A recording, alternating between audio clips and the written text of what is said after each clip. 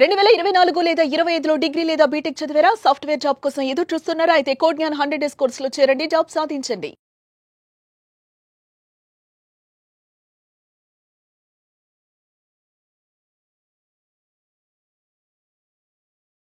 So previous వీడియోలో మనం discuss చేసుకున్నటువంటిది ఒక మనిషి సంపూర్ణత్వానికి వెళ్ళిపోయిన తర్వాత అంటే దాని బిఫోర్ చాలా ఆలోచనలు ఉంటాయి, బట్ జ్ఞానం ఇది అని తెలిసిన తర్వాత మాత్రం దాన్ని ఎక్స్పీరియన్స్ చేయడం మాత్రమే ఉంటుంది. ఒక్కసారి మన ప్రీవియస్ వీడియోలో డిస్కస్ చేద్దామని ఋతుంబర జ్ఞానం అసలు ఏం చెప్తా ఉంది. ఎందుకంటే మీరు ఒకసారి నాకు బాగా గుర్తు ఋతుంబర ప్రజ్ఞ గురించి మాట్లాడేటప్పుడు ఒక తల్లికి బిడ్డకి ఉండేటువంటి కనెక్షన్ చెప్తూ కూడా మన మనీ మంత్రాకి ఎంత గొప్ప కనెక్షన్ ఉంది అని చెప్పారు. అది ఎలా అంటారు అసలు?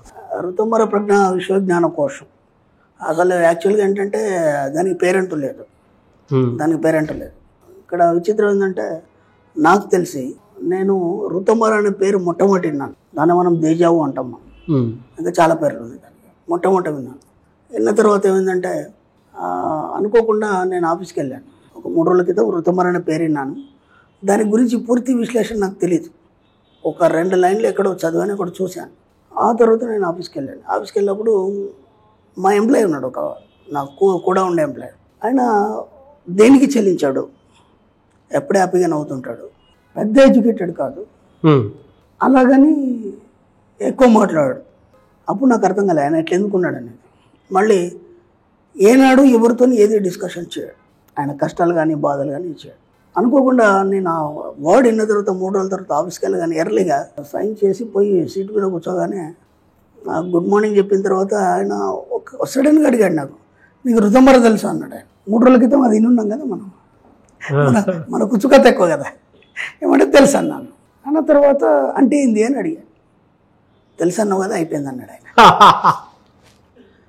మీరు నమ్మండి, ఒక 1 వీక్ రిక్వెస్ట్ చేశాను ఋతుంబర దాన్ని ఎక్స్ప్లెయిన్ చేయమని చెప్పేసి. అయిపోయింది, నీకు తెలుసు అన్నావు కదా, అయిపోయింది.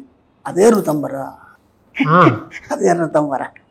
నీకు తెలుసు నీకు ఎప్పుడైతే నీ యొక్క సబ్కాన్షియస్ మైండ్ చెప్పిందో, ప్రతిదాని పట్ల నీకు ఎప్పుడైతే అవగాహన ఉందో, ప్రతిదాన్ని పట్టి నువ్వు ఎరుక కలిగి ఎప్పుడైతున్నావో, దట్స్ కాల్డ్ ఋతుంబర.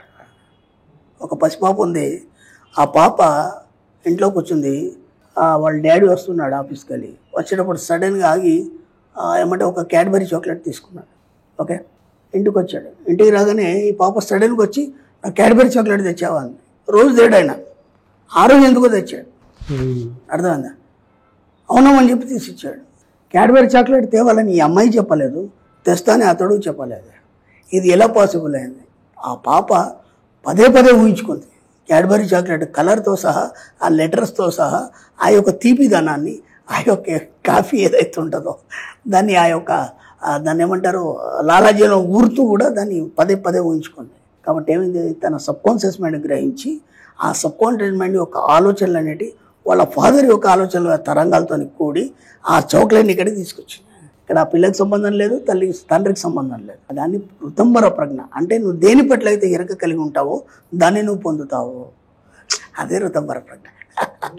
ఆ తర్వాత ఎన్నిసార్లు అడిగినా అని చెప్పలేదు నాకు ఋతుంబర ప్రజ్ఞ అనేది. ఇప్పుడు విచిత్రం ఏంటంటే ఋతుంబర ప్రజ్ఞ నీకు ఎప్పుడైతే తెలుసందో, లేదా ఋతుంబర ప్రజ్ఞ పట్ల నీకు ఎప్పుడైతే అవగాహన ఉందో, నీకు ఎవడు చెప్పడు ఈ ప్రపంచంలో. దానికున్న గొప్పతనం ఏంటంటే ఆ ఋతుంబర ప్రజ్ఞకి తనను తాను పరిచయం చేసుకుంటుంది. ఆ వ్యక్తికి తనను తాను పరిచయం చేసుకునే శక్తి ఉంటుంది. నేను ఇప్పుడు మీకు ఆ 700 వీడియోలు మెటాఫిజిక్స్ అని చెప్పాను నేను. అవును, ఆ మెటాఫిజిక్స్ ఏదైతుందో కూడా అది ఋతుంబరకు చాలా దగ్గర సంబంధం ఉంటుంది. కాబట్టి ఆ ఋతుంబర, ఆ మెటాఫిజిక్స్ ఏదైతుందో ఈ 2 కూడా మనిషిని మెస్మరైజ్ చేస్తూ తనను తాను పరిచయం చేసుకుంటూ తన పట్ల ఈ వ్యక్తి ఎరుక కలిగి ఉండేటట్టుగా తను డిజైన్ చేస్తుంది ఋతుంబర ప్రజ్ఞ.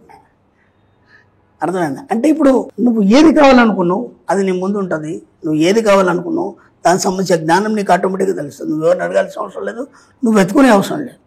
అంటే ఎప్పుడు కూడా నీతో జతగా ఉండి ఒక స్నేహితుడిలాగా, ఒక బాంధవుడిలాగా, ఒక ప్రియుడిలాగా నీకు ప్రతి తెలియజేసేదే ఋతుంబర. అదే ఋతుంబర ప్రజ్ఞ. దాని గురించి ఎంత చెప్పుకున్నా, ఎన్నిసార్లు చెప్పినా ఇంకా చాలా ఉంటుంది దాని గురించి. ఎందుకంటే ఇప్పుడు మీరు నేను ఇలా కూర్చొని మాట్లాడడం కూడా ఋతుంబర ప్రజ్ఞనే. అర్థమైందా? ప్రతిదీ ఋతుంబర ప్రజ్ఞనే. అది లేకుండా అన్యంగా ఈ యొక్క ప్రపంచం లేదు, ఏ సృష్టి లేదు. మీరు లాస్ట్ టైం ఒకటి చెప్పారు ప్రీవియస్ ఎపిసోడ్ లో, సబ్ కాన్షియస్ మైండ్ గురువు అయితే కాన్షియస్ మైండ్ శిష్యులు అని చెప్పేసి. మీరే బాడీ శిష్యుడు, సబ్ కాన్షియస్ మైండ్ గురువు అంతే. ఆల్రెడీ అదేం చెప్తే దాన్ని మీరు ఫాలో కావాలి. అవును, ఋతుంబర ప్రజ్ఞలో ఆటోమేటిక్గా అది డిజైన్ అయి ఉంటుంది. కాకపోతే విచిత్రం ఏంటంటే ఇక్కడ ఈ శిష్యుడు అనేవాడు ఆ గురువుని చూడట్లేదు, బయట ప్రపంచాన్ని చూస్తున్నాడు. అందుకని ఇన్ని బాధలు. బయట ప్రపంచాన్ని చూసి సమాజం నుంచి ఎన్నో తెలుసుకుంటున్నాడు. ఇది సరి అయిందేమో అనుకోని సమాజానికి అనుగుణంగా ఉన్నాడు కాబట్టి ఇన్ని ఆర్థిక ఇబ్బందులు ఎదుర్కొంటున్నాడు. ఎప్పుడైతే నువ్వు గురువుని చూసినావు అనుకో, సమాజాన్ని మర్చిపోయినావు అనుకో, నువ్వే గురువు అయిపోతా. బా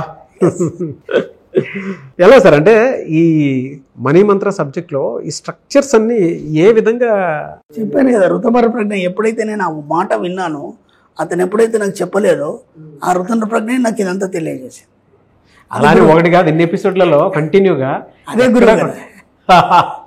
ఇంకా గురువు అంటే ఇక్కడ లేడు కదా. గురువు అంటే ప్రత్యేకంగా లేడు. భౌతికంగా ఫిజికల్గా ఓపలాను గురువు అని చెప్పుకున్నాను తప్ప గురువు అనేవాడు లేడు, దేవుడు అనేవాడు లేడు, ఏమీ లేదు. ఆ ఋతుమర ప్రజ్ఞ అన్ని కదా. కాబట్టి అదే డిజైన్ చేసి అన్ని అదే చూపిస్తుంది, అదే నేర్పిస్తుంది. అది మనం వెతుక్కుని వెళ్ళే ప్రాసెస్లో సంపూర్ణత్వం కనిపిస్తూ ఉంటుంది. అక్కడ నుంచి మనం ప్రపంచాన్ని ఇంకో రూపంలో చూడాల్సినటువంటి అవసరం. అద్భుతాన్ని ఋతుమర ప్రజ్ఞ మీద మనం చక్కని వీడియో ఇంకోటి మళ్ళీ చేద్దాం బ్రహ్మాండంగా. డెఫినెట్గా, ఎందుకంటే నాకు బాగా గుర్తుంది మనీ మంత్ర సబ్జెక్ట్కి ఋతుమర ప్రజ్ఞకి ఎంత అవినోభాసం. చాలా దగ్గర అది ఉంటే కదా నువ్వు సబ్జెక్ట్ అర్థమైంది. ఆ ఋతుమర ప్రజ్ఞ అర్థం కానప్పుడు ఇది అర్థం కాదు. కాబట్టి ఖచ్చితంగా కనెక్షన్ ఉంది దానికి. దేవి భాగవతంలో చెప్పినటువంటి కొన్ని మీరు స్పెషల్ క్లాస్లో మాత్రమే చెప్పి కొన్ని ఉంటాయి, అద్భుతంగా ఉండేటువంటి కాన్సెప్ట్స్ అవి. అక్కడ మాత్రమే మనకు తెలుస్తుంది, ఓహో మనకి యూనివర్స్ తోటి ఆ కనెక్షన్ అలా ఉంటుందా అనేటువంటి. అంటే ఎలా ఉంటుందంటే అండి, 5వ తరగతి పిల్లాడికి 10వ తరగతి సబ్జెక్ట్ చెప్తే అర్థం కాదు. అందుకే మనం ఏం చేసామంటే స్టెప్ బై స్టెప్గా ఒకటిగా regular class, special class, session class, ఇప్పుడు మెటాఫిజిక్స్ క్లాసు ఇలా ఎందుకు తీసుకొచ్చామంటే, ఒక్కసారి ఇక్కడ ఏం చెప్తారంటే, ఒక్కసారి గురువు చేయి పట్టుకున్న తర్వాత పట్టుకునేంత మట్టుకే నీ పని. ఆ తర్వాత నువ్వు ఎన్నిసార్లు వదిలిపెట్టినా మళ్ళీ ఆ చేయి నిన్నే పట్టుకుంటుంది. ఎందుకంటే జాతరలో మీ తల్లి చేయి వదిలిపెట్టి మీరు వెళ్ళగలరా? నువ్వు ఎన్నిసార్లు వదిలిపెట్టినా మళ్ళీ ఎత్తుకొని వచ్చి పట్టుకుని లాక్కొస్తావు. అవునా కదా? తండ్రి కానీ తల్లి కానీ, విషయం నీ తండ్రి నీ తల్లి. ఒక్కసారి ఇటువైపు వస్తే నేను ఎటు పోనివ్వదు. ఒకటి నీకు పూర్తి జ్ఞానాన్ని ఇచ్చేదాకా వదిలిపెట్టదు. Fantastic. Thank you so much doctor Shri Acharya Krishna Swami గారు. సుమన్ టీవీలో మీ పర్సనల్ అండ్ బిజినెస్ ప్రమోషన్స్ కోసం కింది నెంబర్కి కాంటాక్ట్ చేయండి.